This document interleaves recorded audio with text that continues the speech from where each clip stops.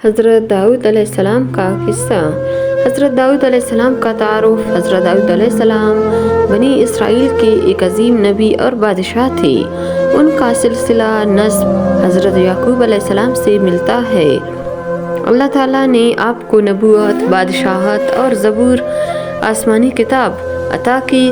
طالوت اور جالوت کا واقعہ۔ ابتدائی دور میں بنی اسرائیل کے ایک وقت میں طالوت کو بادشاہ بنایا گیا۔ دشمن قوم جالوت کی قیادت میں بنی اسرائیل سے جنگ کے لیے آئی۔ حضرت داؤد علیہ السلام اس وقت ایک نوجوان تھے اور فوج میں شامل نہ تھے۔ وہ اپنے بھائیوں کے لیے کھانا لے کر میدان جنگ میں آئے۔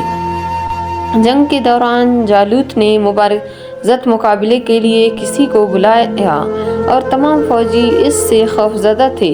حضرت داؤد علیہ السلام نے اللہ کے بھروسے پر میدان میں آنے کی اجازت مانگی۔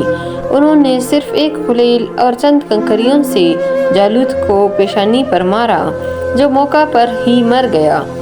اللہ تعالیٰ نے ان کی مدد فرمائی اور یہ واقعہ اتنا مشہور ہوا کہ پورے بنی اسرائیل میں ان کا ذکر ہونے لگا۔ انہوں نے دیکھا کہ جالوت بہت ظالم، طاقتور اور مغرور ہے۔ داؤد علیہ السلام نے اللہ پر بھروسہ کرتے ہوئے ایک خلیل سے جالوت کو مار گرایا۔ یہ اللہ کی مدد سے ہوا اور اس واقعے کے بعد حضرت داؤد علیہ السلام مشہور ہو گئے۔ جالوت کے قتل کے بعد اللہ تعالیٰ نے حضرت داؤد علیہ السلام کو نبوت اور حکمت عطا فرمائی، اور داؤد علیہ السلام نے جالوت کو قتل کر دیا اور اللہ نے اسے حکومت اور حکمت عطا فرمائی اور اسے جو چاہا سکھایا۔ اس آیت سے واضح ہوتا ہے کہ جالوت کے قتل کے بعد حضرت داؤد علیہ السلام کو 3 عظیم نعمتیں عطا ہوئے۔ نمبر 1 بادشاہت یعنی سلطنت، نمبر 2 نبوت، وحیوں اور رہنمائی، نمبر 3 علم و حکمت۔ حضرت داؤد علیہ السلام کی بادشاہت۔ حضرت داؤد علیہ السلام کو طالوت کے بعد بادشاہ بنایا گیا۔ آپ کو اللہ تعالیٰ نے زبردست حکمت، عدل و انصاف کی صلاحیت عطا فرمائی۔ آپ نے مضبوط حکومت قائم کی اور بنی اسرائیل کو دشمنوں سے نجات دلائی۔ حضرت داؤد علیہ السلام کو زبور عطا ہونا۔ اللہ تعالیٰ نے حضرت داؤد علیہ السلام کو زبور نامی آسمانی کتاب دی۔ زبور میں حمد، نعت، نصیحت اور اللہ تعالیٰ کی تسبیح موجود ہے۔ حضرت داؤد علیہ السلام کی آواز بہت خوبصورت تھی۔ جب وہ اللہ کی حمد پڑھتے تو پہاڑ اور پرندے بھی ان کے ساتھ تسبیح پڑھتے۔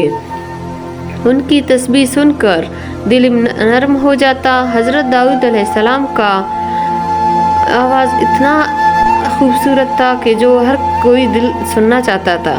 وہ عدل اور انصاف۔ حضرت داؤد علیہ السلام کو قضا فیصلہ کرنے کی صلاحیت دی گئی۔ حضرت داؤد علیہ السلام کو نبوت کے ساتھ ساتھ چند خصوصی نعمتیں دی گئی۔ حسن آواز۔ جب وہ زبور کی تلاوت کرتے، پرندے اور پہاڑ بھی ان کے ساتھ تسبیح کرتے۔ ہم نے پہاڑوں کو اس کے ساتھ مسخر کر دیا جو شام و صبح تسبیح کرتے تھے، اور پرندے بھی جمع ہو جاتے، سب اس کی طرف رجوع کرتے تھے۔ فہم دین۔ اللہ نے انہیں مسائل کا حل اور فہم عطا کیا، اور ہم نے داؤد کو سلیمان پر فضیلت دی، اور ہم نے ہر ایک کو فہم عطا کیا۔ قرآن مجید میں واقعہ ہے کہ 2 فریق حضرت داؤد علیہ السلام کے پاس جھگڑا لے کر آئے۔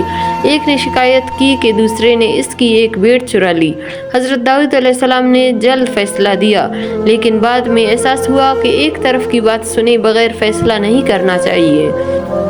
اللہ تعالیٰ نے ان کی اصلاح فرمائی اور انہوں نے فوراً توبہ کی۔ حضرت سلیمان علیہ السلام کی پیدائش اور تربیت۔ حضرت داؤد علیہ السلام کے بیٹے حضرت سلیمان علیہ السلام بھی نبی بنے۔ انہوں نے بچپن سے ہی غیر معمولی عقل و حکمت کا مظاہرہ کیا۔ حضرت داؤد علیہ السلام نے ان کی اچھی تربیت کی، اور اللہ تعالیٰ نے ان کو بہت بھی حکمت نبوت عطا دی۔